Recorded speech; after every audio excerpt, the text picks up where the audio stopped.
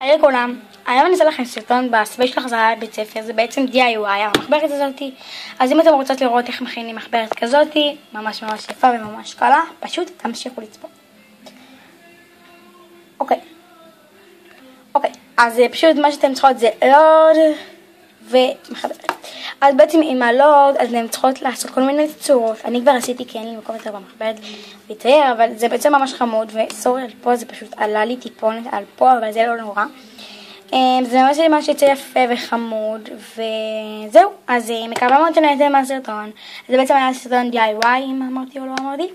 אני מקווה מאוד שנהנתם מהסרטון. אם אהבתם אותו, אל תשכחו לעשות לייק, להירשם לערוץ שלי ולהגיד תגובה למטה בתגובות, אם אתם רוצות. אז זהו.